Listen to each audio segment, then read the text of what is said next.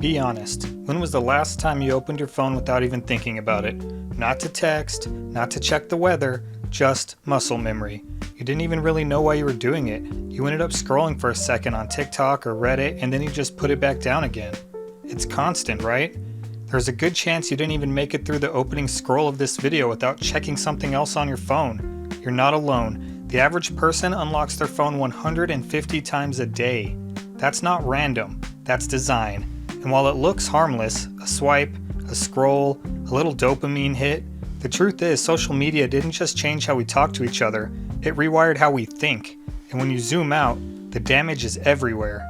Let's start with the economy of your brain, because that's really what it is now, an economy. Your time and attention aren't just slipping away into the ether, they're being bought, sold, and squeezed for profit. Apps like TikTok, Instagram, Facebook, Twitter, YouTube, they aren't designed to make you happier, smarter, or more connected. They're designed for one thing, to keep your eyeballs glued to the screen for as long as possible, and they're incredibly good at it. Globally, the average person spends 6 hours and 37 minutes online every single day. Think about that. That's basically a part-time job's worth of scrolling. And TikTok, their users average 95 minutes a day, which adds up to nearly an entire month out of every year spent just watching videos fly past your face. And the thing is, none of this is accidental. Infinite scroll, autoplay, push notifications, they sound like features, right? Meant to improve your experience.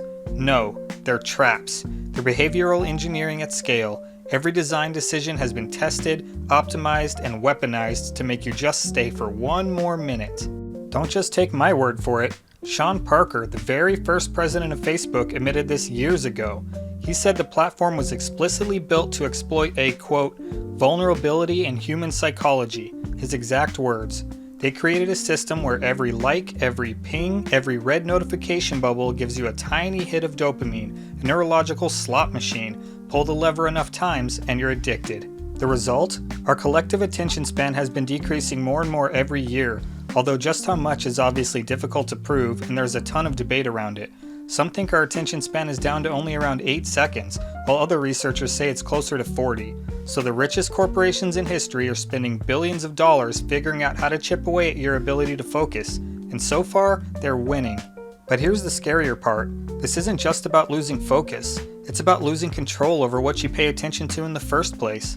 When your attention is being auctioned off to the highest bidder, the content that wins isn't necessarily the content that makes you smarter, healthier, or happier. It's the content that most likely keeps you hooked. Outrage, fear, drama, gossip. These emotions stick like glue, and the algorithms know it. That's why your feed so often looks like a never-ending cycle of outrage bait, celebrity scandals, or conspiracy theories. And the consequences are everywhere. Take mental health. Multiple studies have shown a direct link between heavy social media use and higher rates of anxiety and depression. In fact, one 2019 study found that teens who spent more than 3 hours a day on social media were twice as likely to experience poor mental health outcomes. We see rates of depression and anxiety and suicide and loneliness going up among young people. And I'm concerned that social media is an important driver of that youth mental health crisis.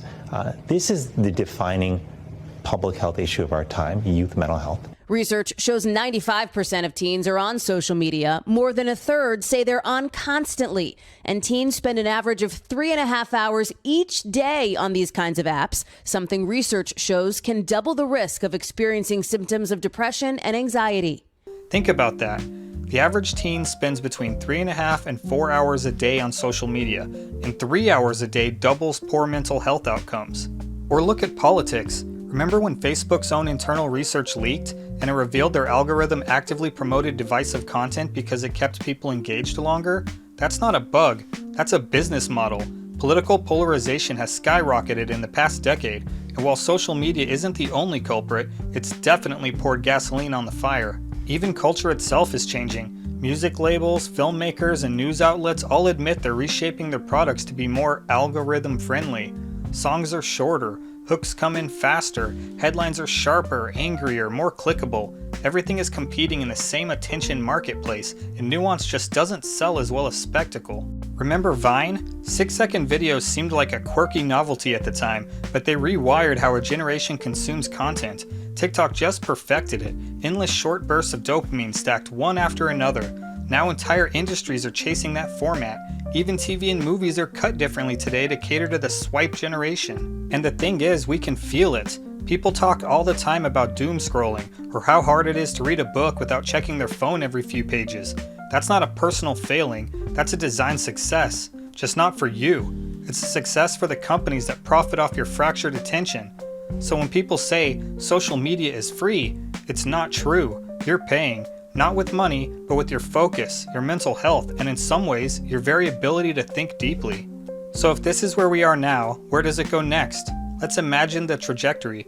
Attention spans shrink further. The constant drip of dopamine rewires our brains to crave novelty and stimulation 24/7.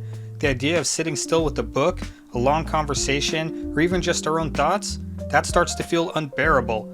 And when silence becomes intolerable, distraction becomes the default state of being. And here's the problem with that.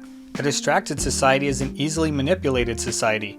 If you can't hold focus for more than a few seconds, you can't follow a complex argument, or fact-check a dubious claim, or sit through the nuance of a real debate.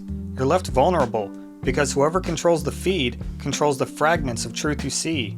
We're already seeing glimpses of this. Misinformation spreads faster than corrections.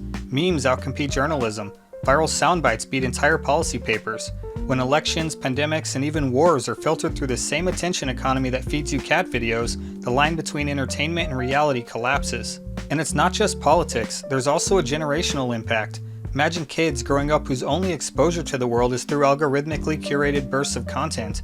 Their sense of history, of culture, of reality itself is mediated by what makes the engagement numbers pop. When you live inside an attention casino, your worldview isn't built, it's engineered. Even creativity is at risk. Algorithms don't reward experimentation, they reward familiarity, whatever keeps you scrolling. That's why music starts to sound the same. YouTubers copy each other's formats, and movies feel like they're designed by committee.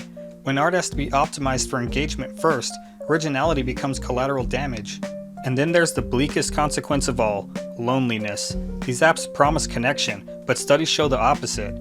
Dr. Janice Neese sees it every day at East Tennessee Children's Hospital. I've been a psychologist for over 30 years. In those 3 decades, this medical director over the pediatric psychology department has seen a dramatic shift. We're seeing more loneliness, frankly, and a lot more concern about how other people are viewing the child or the teen. The more time people spend online, the more isolated they tend to feel, because likes aren't the same as friendship, and a share isn't the same as intimacy. If we keep trading depth for dopamine, we risk becoming the most connected and still the loneliest generation in human history. Now here's the real dystopian twist.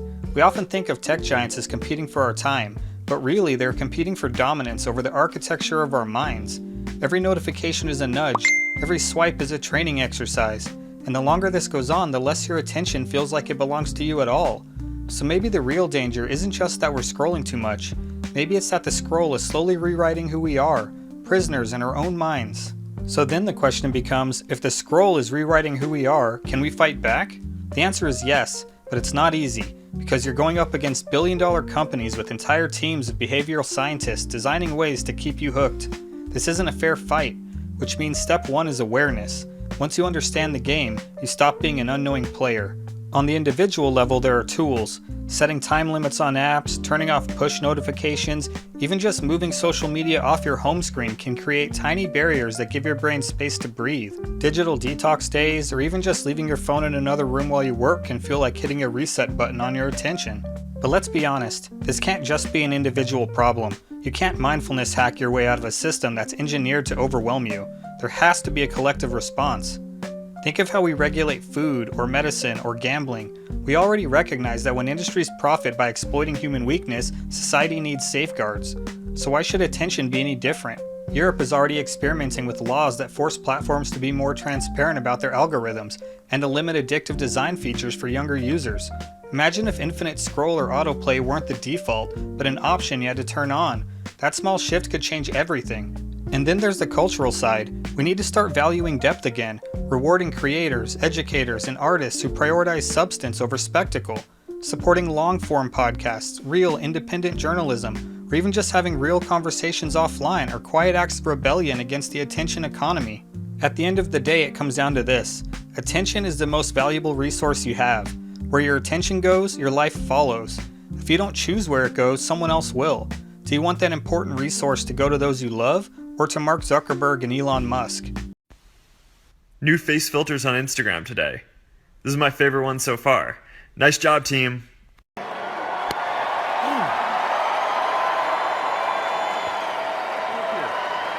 So maybe the real rebellion in the 21st century isn't deleting all your apps or moving to a cabin in the woods. Maybe it's something simpler. Protecting your focus, reclaiming your time, and remembering that your brain was never meant to be someone else's business model. Because once you take back your attention, you take back your life. Thanks for watching.